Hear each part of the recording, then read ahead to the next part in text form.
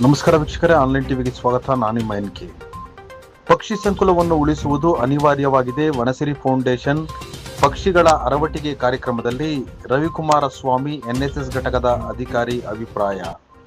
ಸಿಂಧನೂರು ನಗರದ ಕುಷ್ಟಗಿ ರಸ್ತೆಯಲ್ಲಿರುವ ಅಗ್ನಿ ಆಂಜನೇಯ ದೇವಸ್ಥಾನ ಹಾಗೂ ಅಗ್ನಿಶಾಮಕ ದಳದ ಆವರಣದಲ್ಲಿ ವನಸಿರಿ ಫೌಂಡೇಶನ್ ವತಿಯಿಂದ ನ್ಯಾಷನಲ್ ಕಾಲೇಜು ಎನ್ಎಸ್ಎಸ್ ಘಟಕದ ಅಧಿಕಾರಿ ರವಿಕುಮಾರ ಸ್ವಾಮಿ ಅವರ ಹುಟ್ಟುಹಬ್ಬದ ಅಂಗವಾಗಿ ವಿಶೇಷವಾಗಿ ಪಕ್ಷಿಗಳ ಅರವಟಿಗೆ ಕಾರ್ಯಕ್ರಮ ಹಮ್ಮಿಕೊಳ್ಳಲಾಗಿತ್ತು.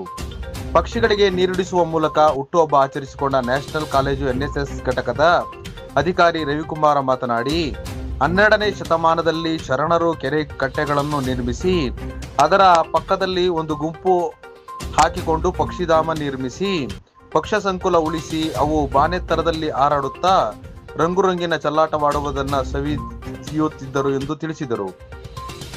ಈ ಸಂದರ್ಭದಲ್ಲಿ ವನಸಿರಿ ಫೌಂಡೇಶನ್ ಅಧ್ಯಕ್ಷರಾದ ಅಮರೇಗೌಡ ಮಲ್ಲಾಪುರ, ಮಹೇಶ್ ಹಿರೇಮಠ, ಪ್ರವೀಣ್ ಕುಮಾರ್, ಚನ್ನಪ್ಪ, ಕೆ ಹೊಸಳ್ಳಿ, ಮುದಿಯಪ್ಪ ಹೊಸಳ್ಳಿ ಕ್ಯಾಂಪ್, ಮಹಾವೀರ ಸೇಠ್, ಅಗ್ನಿಶಾಮಕ ದಳದ ಸಿಬ್ಬಂದಿಗಳು, ವನಸಿರಿ ಫೌಂಡೇಶನ್ ಸದಸ್ಯರು, ಎನ್ಎಸ್ಎಸ್ ವಿದ್ಯಾರ್ಥಿಗಳು ಭಾಗವಹಿಸಿದರು. ವರದಿ ಆನ್ಲೈನ್ ಟಿವಿ.